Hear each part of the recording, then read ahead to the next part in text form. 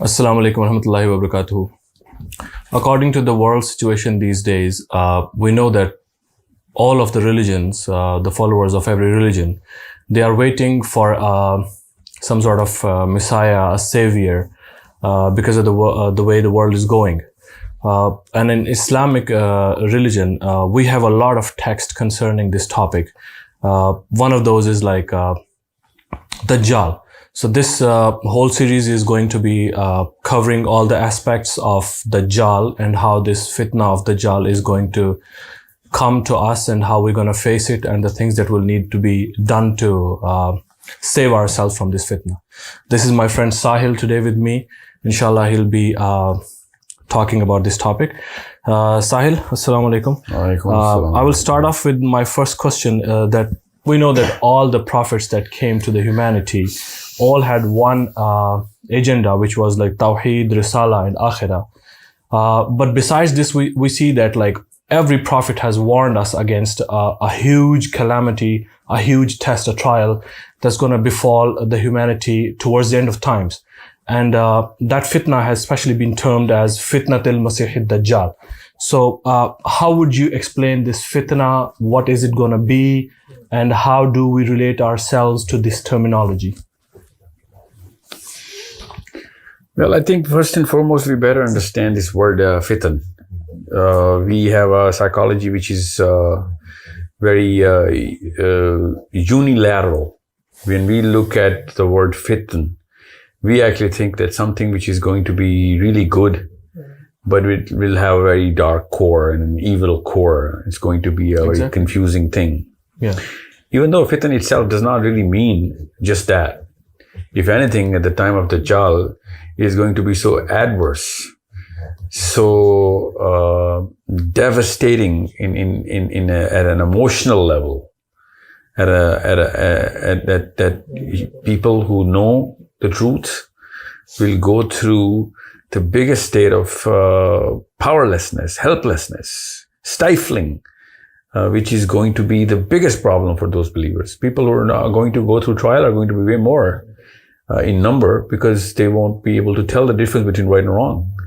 And that's also helplessness if you look at it from a perspective that, they did not know any better. They couldn't know any better because they were not learned enough. I'm talking about people who actually would be believers, even if they were waiting for Dajjal, and Dajjal is going to come, they won't be able to do anything about it. And that is the biggest fitan. You have to understand when I don't know anything which is wrong and I'm doing something which I believe is right and I'm doing it for Allah and Rasul, it is this is a problem. Yeah. But the bigger problem is that I know that I am going through, this is a wrong and evil man. This man has an agenda which is against my religion, my purpose, my whole belief. All of the people are going to be running towards this man.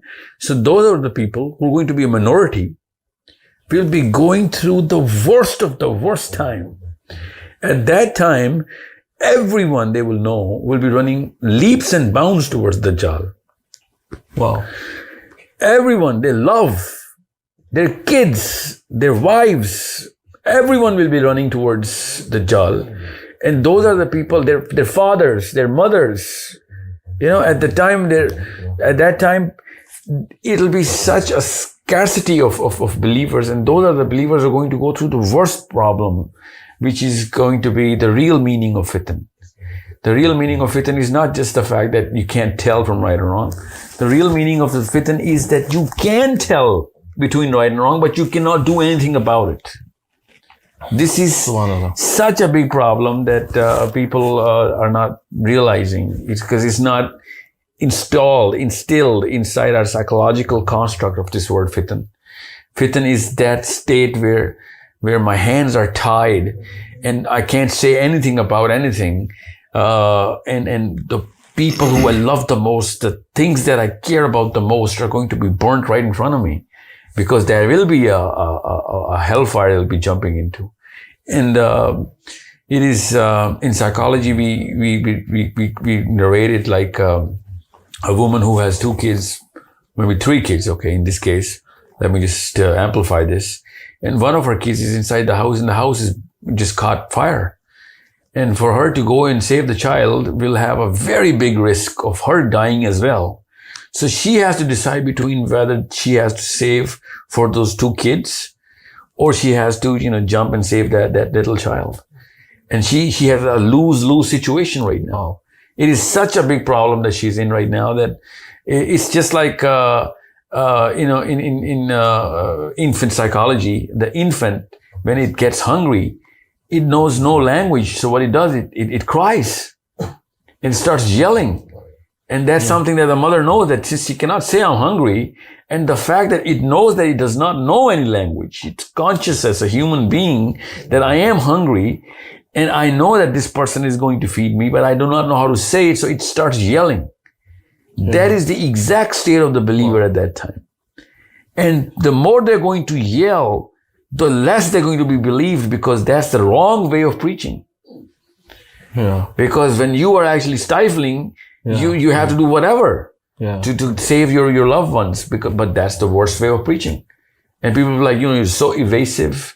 You're so aggressive. Yeah. You are, you do not know what steadiness is and how to build up a whole, preface of what you're trying to build up. Where's the context? Where's the emotional plea? There's no way to actually save everybody if you're trying to come up with a hook and a claw and trying to, do whatever the Dajjal is going to be doing, because the Dajjal is going to be massive.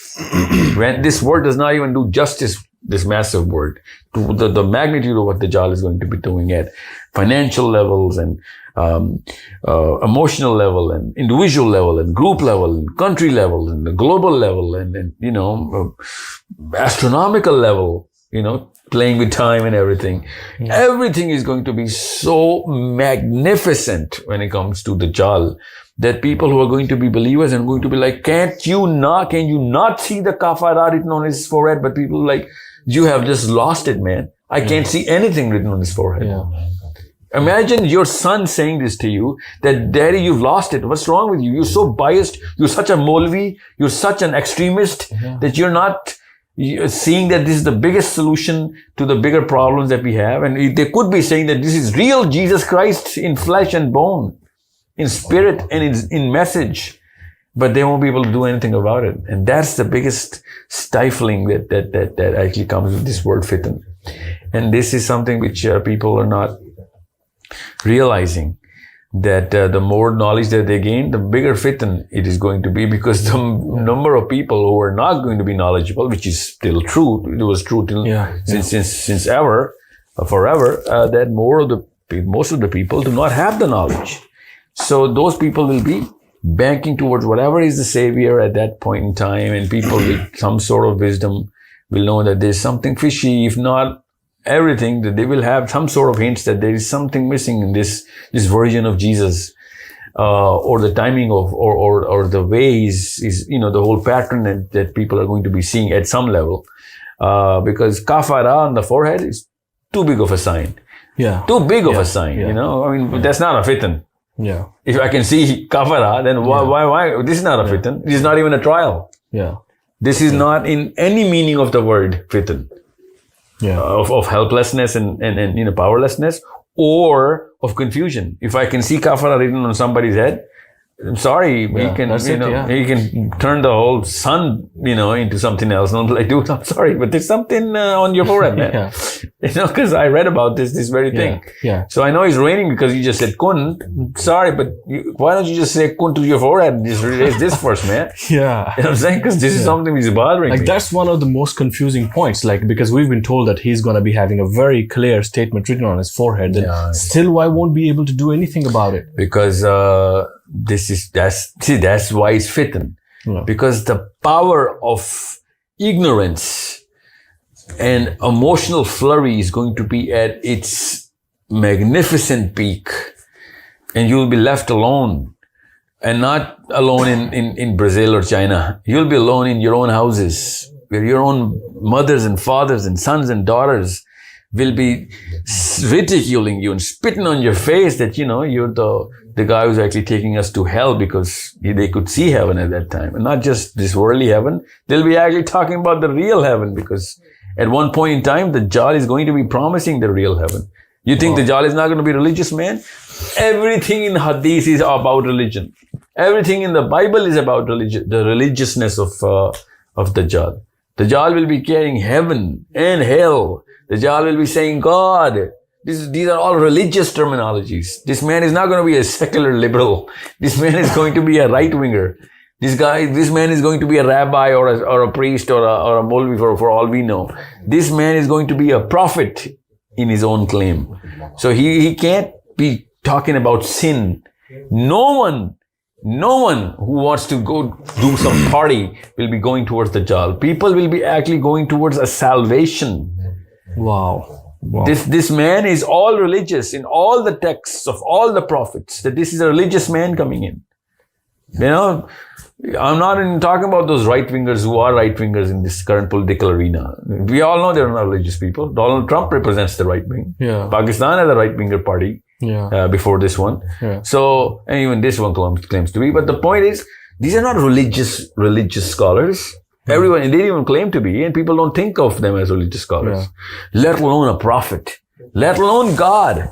At this point in time, we better understand that this is a rabbi coming in, and this guy is going to be quoting Quran, and is going to be making you understand, because ulama are going to be giving bay'ah to Dajjal. Muslims are going to be giving bay'ah to Dajjal. Christians are going to be giving bay'ah to Dajjal. This is such a big problem. People are not realizing that. What is the believer going through at that time? Yeah. He's going through losing everything he likes, losing everyone he loves, losing every child of his. This is the kind of helplessness this man is going through. And this is the real fitan for the believers. And the worst of the worst state that he has is to do is to flee. I mean, it's like the state of Badr. Father fighting against the son. Literally, the fight of the battle of Badr, when Abu Bakr Siddiq is fighting against his own son. You understand me? But in this case, you won't even be able to fight. And you're told to flee. Imagine the fitan at that time, that I'm leaving my little daughter and son, and it is a little like Nuh alayhi salam. Yeah, and there's a hadith which says that a man will tie up his family, his women especially, with the chains so that they don't go follow this man, but they'll be breaking the chains and going. And you also used a word savior for this guy.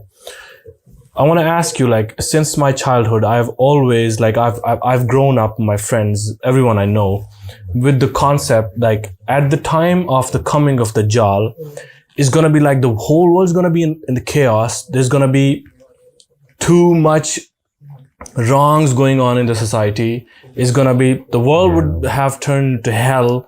And at that time, the Dajjal's going to come with the kafara written. Yeah, so it's going to be very obvious. So is it going to be like this, or it's going to be a different? This is the psychology of a regular Muslim, that, it's like, whatever the psychology of Al-Qariya is, very close to the Dajjal time.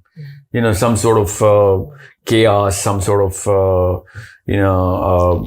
devastation going on here and there at a personal level as well. But no, it's not. The worst part about Dajjal is the best part about Dajjal. Wow. How do you define that? The best part about Dajjal is the world is going to go through hell, famine and drought, and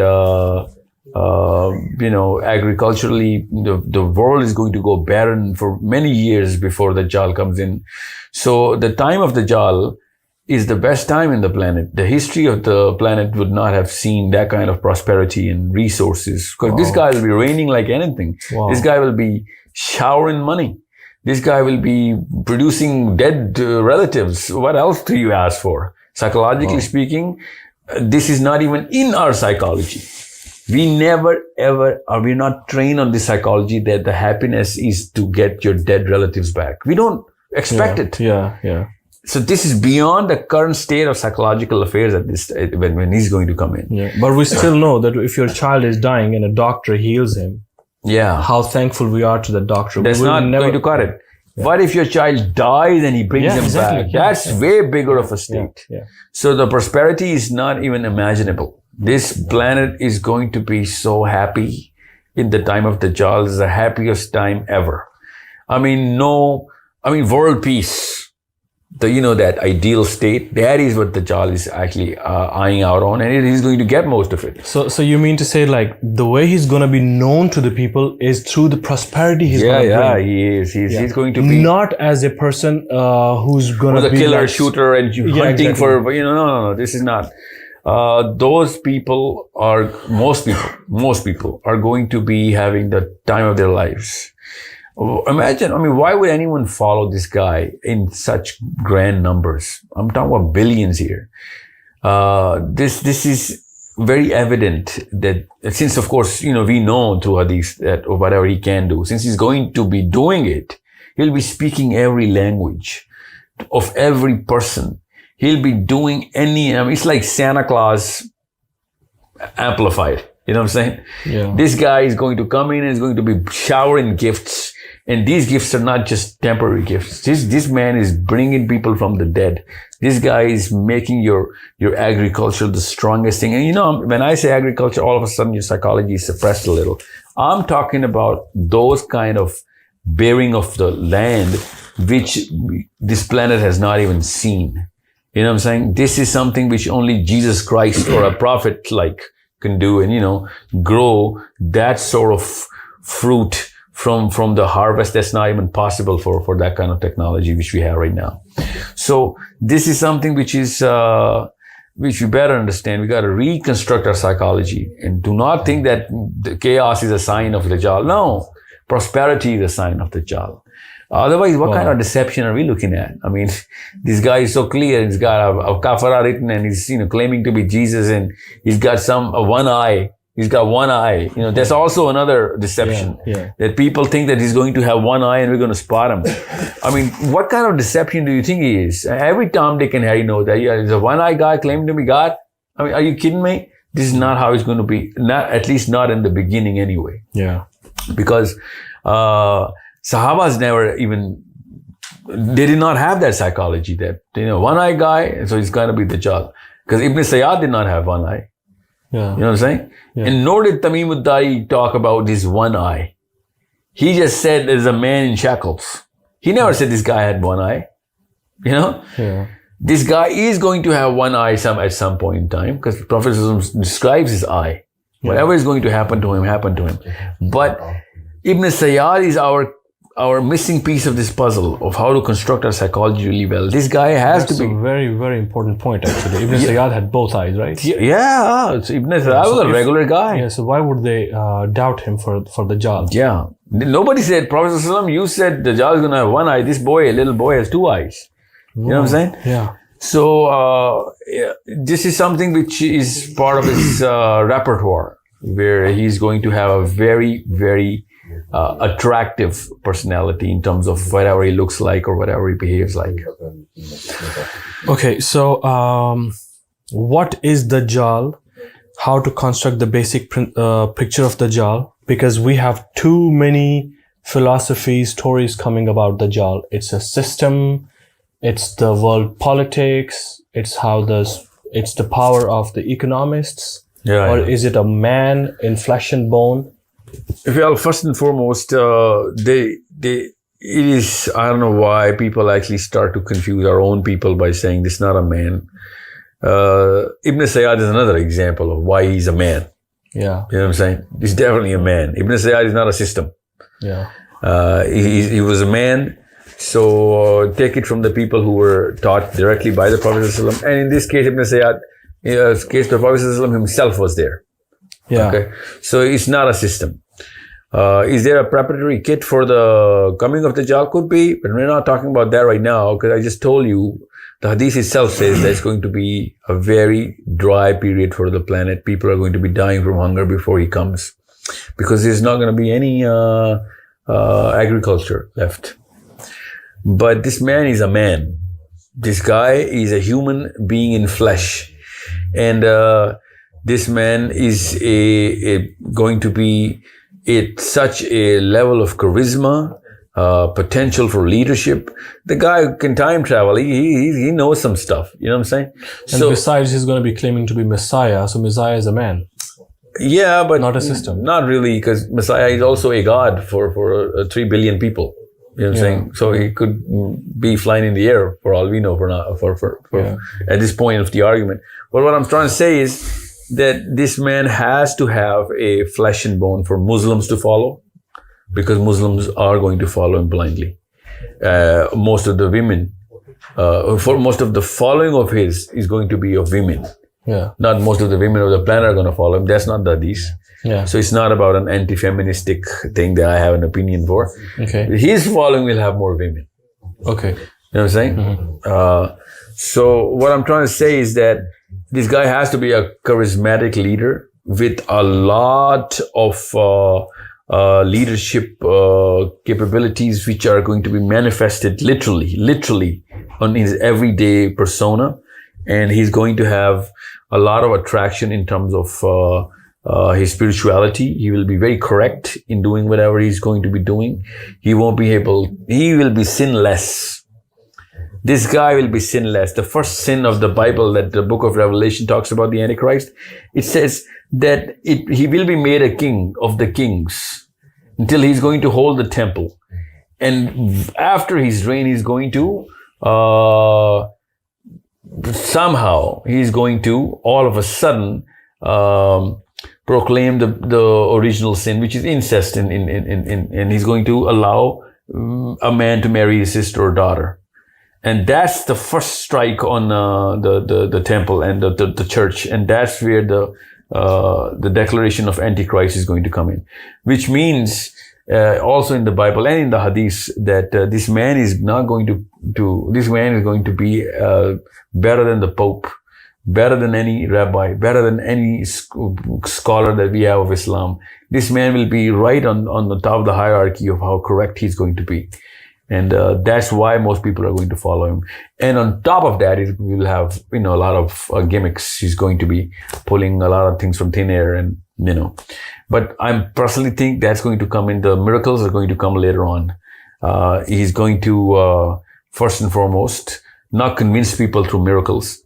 Allah could start from there, but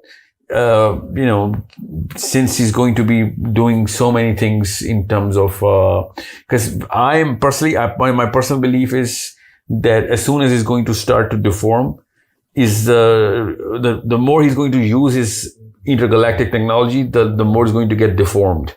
And that's where the one eye concept comes into play. You use intergalactic technology. I think we have to talk about it. Yeah, we will.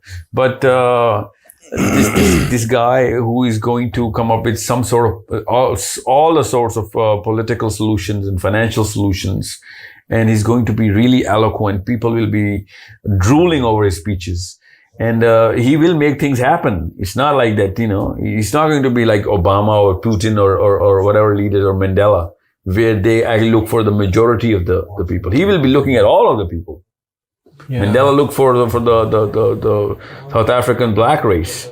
Trump or Obama is for the Americans. Yeah. Putin was for the Russians. Yeah. There is no global leader right now. We don't even have a psychology for a global leader.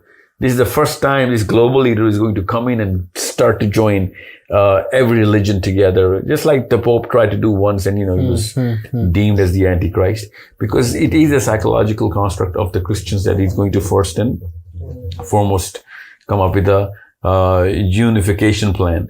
But we should also, as Muslims, know that this guy is going to come up with awesome solutions. Even we Muslims do have a unification plan regarding the Jesus Christ, for his second coming. Yeah, he's gonna come. Then let's talk about that in good time as well, because that's a misconception that we have. We are going to be allied with the Christians and some Jews, but those are going to be the smallest minority from the sects of Christianity and Judaism. Yeah, but that's very common. We think that he's gonna. We all the religions are gonna come under one umbrella. That's the kind of under Dajjal as well as Isa religion. Yeah. But in the first instance, Dajjal is going to be ruling for most of the time of his own time before Hazrat Isa comes in and kills him. Yeah. But Isa is not going to live under the rule of Dajjal. Hazrat Isa comes in, and the first thing he does is he goes after Dajjal. Yeah. But this man is also gonna be claiming to be Isa before the real Isa comes. Right? Yeah, well, that's my opinion, because the dream of the Prophet ﷺ is so clear about what Dajjal was doing in the dream. When the Prophet ﷺ dreamt that he saw Isa ﷺ doing a tawaf in the Kaaba, and with his hands on the shoulders of two different people, and they were helping him. And all behind him, the Prophet ﷺ said that I saw Dajjal literally mirroring Isa alayhi salam and doing the tawaf in the Kaaba. So that means that Dajjal is going to do whatever Isa alayhi salam did in his first coming. And he was just, mirroring him to know what kind of knowledge and what kind of, attributes Isa alayhi salam carried through divine means of Allah subhanahu wa ta'ala. This guy is going to have that access through all the other means. And even if they are divine by Allah subhanahu wa ta'ala, they're just as a tester or trial for us. So he will come as Isa alayhi salam. I'll tell you why I think like that, because as soon as he comes as Isa alayhi salam, he will have 4.5 billion people following him instantly.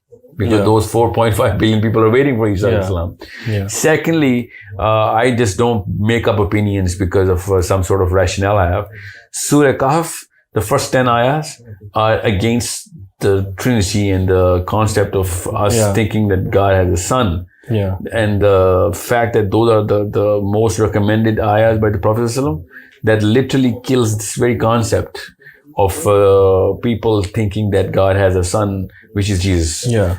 So the other option is he comes as Uzair alayhi salam, which can be true as well for all we know. But because it's going to come from the Jews, and Uzair alayhi salam is the same concept in Jews, which is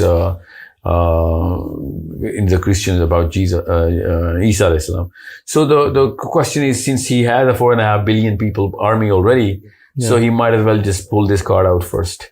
And since the Prophet ﷺ said your Lord is now one-eyed, that means we'll talk about the one eye, but he is going to claim as Lord, and the only prophet that is deemed as Lord is Jesus. So this also means that there's a lot of probability that he is going to come as a second coming of Jesus first.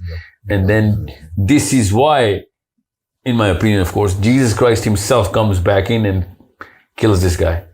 Because if he were coming as Musa or Ibrahim, then the second coming of Ibrahim or Musa would have been done. This is how the loop is closed. So Isa alayhi salam comes in to tell everybody that this is what real Jesus looks like, and this is what real Jesus acts like. And this is the closing of the loop. And this is why Allah subhanahu wa ta'ala has kept him in the heavens of wherever he's keeping him, so that when Isa alayhi salam comes in, the first thing he does is to fulfill the need of his second coming, which is to get that deception out on his name, which billions of people are following. All of a sudden, when the Isa alayhi salam is going to come, and we know through Hadith that Isa alayhi salam is not going to reclaim his throne by just convincing people that, hey, I'm the real Isa. He's just going to go in for the kill. Okay, so I do have a question about like the second coming of Jesus, because we have among Muslims an opinion that it's not the same Jesus, it's another man, or it's just a term like that. But I guess that's not the topic. The topic is about Dajjal. No, it's not. Even if some people think that, because there is link to Dajjal, because there is going to add to the fitan of Dajjal. Those are the people who be like, no, there is no second coming of Jesus. So when Jesus is going to come in, they'll be like, both are the same for us, man. You're also as wrong as the first one. So it's a bigger fitan.